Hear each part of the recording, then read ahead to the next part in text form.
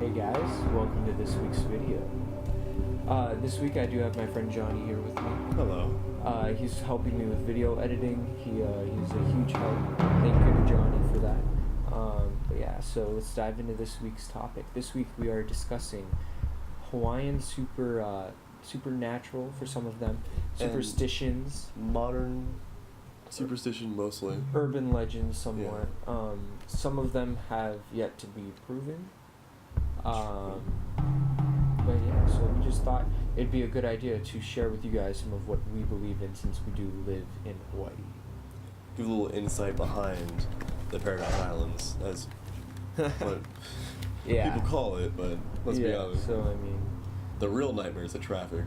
oh, for real though. Yeah, the traffic here is bad. Like imagine La La Land, like the opening number. Yeah. That's how it is here at peak traffic jam. Yeah. Probably got like a solid 4 hours. Yeah. So anyway. Yeah. Side topic. Aside from nightmares like that. Yeah. Don't even get me started about the car accident rate. Oh my god. Okay, Place so in the world. Okay. Off topic. All right. So Good start. So first one is lava rocks, or sand, or dirt, or pretty much any substance from Hawaii that is taken part off of nature. island. And it's AKA Pele's curse. It's widely believed, it's very religiously backed, mainly from a lot of tourists. Every day we get people sending back the things that they've taken off island, just every other day, just coming back in, and with notes just apologizing. Yep, because if you take something, then you will have what's called Pele's curse. You'll have extreme bad luck, and you need to write a letter saying that you apologize, and you need to send it back. It's sort of like how if you disrespect a haunted doll, how they get so many letters saying oh, sorry to let's just say Annabelle or whatever. Stuff like that. Off the head. For example. Now, mind you, most people just believe that it was the tour bus drivers just telling that so people won't bring dirt and stuff onto the buses. That's not really true. We do have very clean buses here. Yeah. It's quite nice. I enjoy it. Not Japan clean, but clean. But no, it's a real thing, and it's something you really shouldn't reckon with. I get that you want to take some a souvenir home to show your family, or just have a personal item, but we can make stuff for you. You don't have to take from the island itself. Leave the island at peace. Definitely. Yeah. So you're just supposed to leave all natural substances on the island. For example, when I went to the Big Island in 8th grade, we were hiking through this crater that had lava rocks. So before we got on the bus, we had to make sure that all of the lava rocks were out of our shoes. Because, if we take it back to the hotel and then it's still in our shoes, we take it back to another island, it's still technically leaving its source, it's leaving its home. So we had to make sure that we didn't have anything like that. And we don't mess around with it, because there's some people that take it extremely seriously, and they will not mess with that. Honestly, yeah. The tour guide will lead you sometimes. Yeah, so some people do really strongly believe in that. Personally, I don't really want to mess with that. Yeah, I don't want to risk it. I mean, I like to think of myself as a lucky person. I'd rather not ruin that streak. Yeah. So anyway, all right. So next topic. Next topic is Morgan's Corner. It's a very dark and ominous road that's here. Very popular with the on kids. The island that we live on, which is Oahu, Hawaii. It's called Morgan's Corner because it's a corner where there's this doctor, where his name was Dr. Morgan.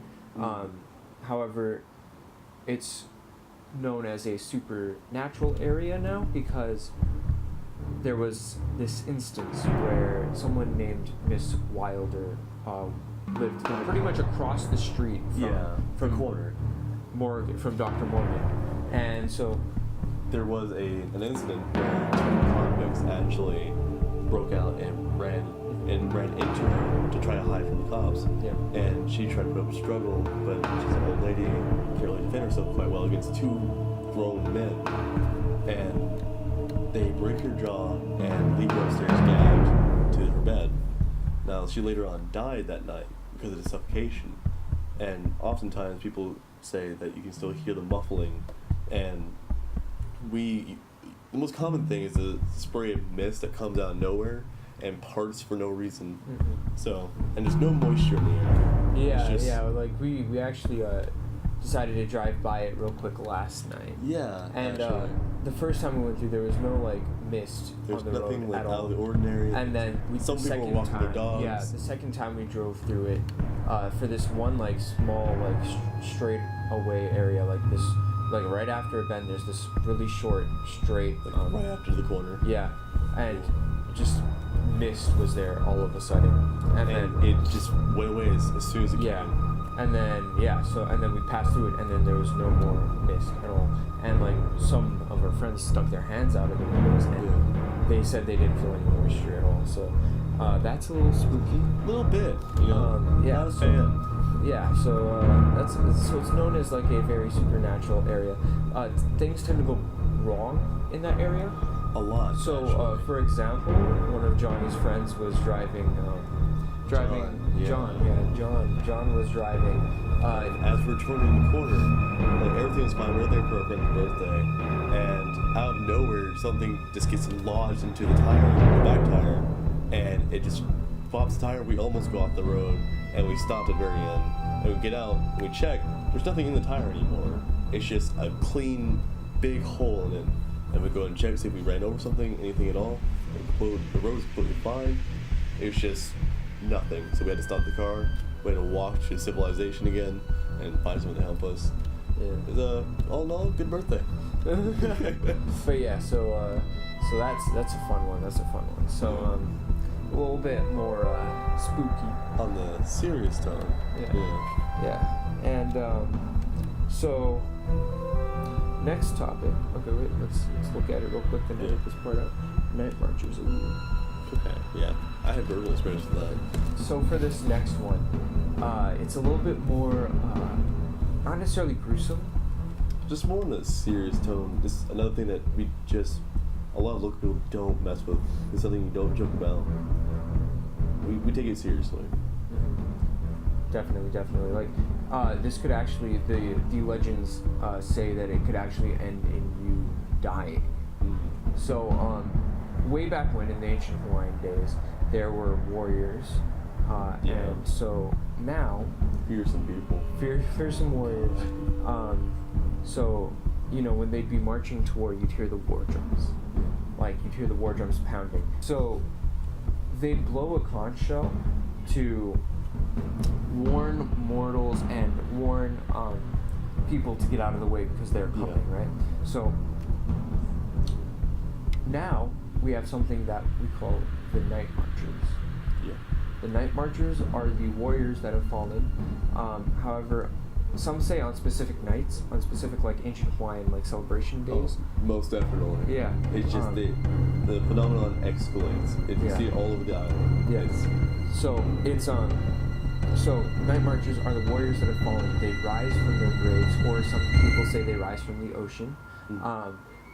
But so they're suspended in the air because they are spirits. They're the spirits of the warriors, and so they follow a path going to all of the battlegrounds that are on the island. You never see them first. You always hear the drum first. Yes. So you can tell that they're nearing you because in the distance you can start hearing the war drums. Exactly. And then so that's your signal to get out of there. And if it starts getting louder, then you have no choice. Don't move. Get on the ground. But first, you'll hear a conch shell. If you hear the conch shell, then that's them warning you, hey, we're coming. It's your chance to show respect. And the way you show respect is you actually lay face down on the ground and you do not make eye contact. If you make eye contact, then you may end up being killed. There's some instances that say that you may not be killed if one of your ancestors happens to be in their pack. And protects you. Yeah, so since I'm Hawaiian, there would be a small chance that one of my ancestors would be inside of their pack. Now for me, there's no chance at all. I'm dead either way. And have you ever had a personal experience with night marchers? No. For me, I'm drunk driving, never fun, especially when you have other friends doing it. Bad experience, and as we're going down the road, we turn off our headlights, we're just swerving on the road. We're being teenagers. And I look out to the left, and I thought it was like a car horn coming out, and I see torches just lighting up, going along like the side of the road with us, and I'm like, not okay. How about we leave? Yeah. And ever since then, I've never gone back, not that I plan to. Yeah, and actually, so they do carry torches with them. So if you see the torchlight, that's another signal of warning. However, some people have actually tried to stop them in their tracks. That's what you don't do. By building, like, let's say you put like some sort of like barricade that's supposedly along their path. That won't stop them. They will just go right through it because they're spirits. Yeah. So I mean, there's no way to really stop them. You just need to avoid them. Just show your respect. Yeah, show respect. It's like a main thing about Hawaiian culture is you need to show respect. Especially to your ancestors. Yeah, definitely. The Green Lady of Wahua. So Wahua has a botanical gardens. Wahua is a town on Oahu, Hawaii. It has botanical gardens, and legend says that one day a woman went there with her daughter, and her daughter ended up dying there. It's never like really specific as how. Yeah, it's just all of the legends here are just kind of vague. They've been lost over. Yeah, over time. A lot of the details. But so the woman lost her child there, and so she actually she died there as well. She with grief, she took her own life. I believe that's what I. Which is something you should never do, by the way. You can always talk to someone. This is a PSA. but yeah, so she nothing matters. So she died, and they say that her spirit still haunts those gardens at night after hours, and if she catches you there, then she will kill you and take your kids. Yeah. So, if you're a babysitter, hashtag keep your kids indoors. And if you're a kid, don't go to Wahua Botanical Gardens at night. Especially alone. Yeah, because if a woman just if a strange woman comes up to you, yell stranger danger, and run away. I don't think that'll help with a ghost. Well, you know what? She doesn't have legs, no, can she? How can she run? They don't need to run. Well, then how fast can they go? She's an old lady. Than you. They said she's an old lady. Alright. We're still. So, good job. You ruined it. Thanks, guys. We had a good bit going. Wow. So, on to the fifth one. Our final one on the list. Yep. So, there's this thing called the Kaimuki House of Horrors. So, in Kaimuki, there's this house that's supposedly, that's haunted by this demon. No one really has a real description of it. It's very ghoul-like. But that's about as far as anyone has ever gotten close to it. It's kind of just a black figure. But, yeah, okay, like Gollum from Lord of the Rings? You're just making it up. No, imagine that, but actually, terrifying. Don't listen to him. No, I'm being legitimate. Oh my god. Anyway, let's continue. Anyway, so there's a demon Yep. that haunts this house. Supposedly this demon kills its prey, leaves its body to rot. So the soul gets trapped into the mortal realm and drags the dead body down to hell. And it eats it. It's a cannibalistic demon. Yeah. Now, every person that's lived in that house, wow, pushback. Now, every person that's ever lived in that house has either moved away because of it, or we just haven't heard of. They've just disappeared.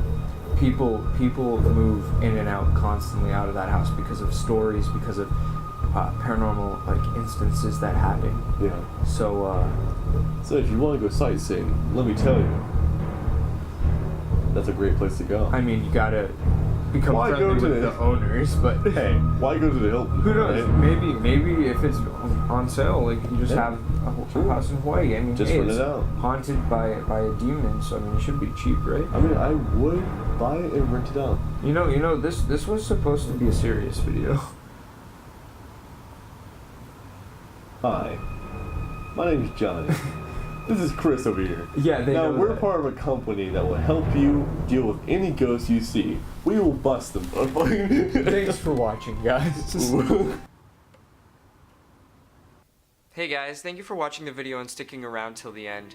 I really wanted to put this video out there because it's been something that I've been fascinated in for a while, and generally most people who don't live in Hawaii don't really know much about Hawaiian superstitions, so I really wanted to start this off and maybe start a series about it, and who knows, maybe you guys might be seeing some of those locations pretty soon. Bye.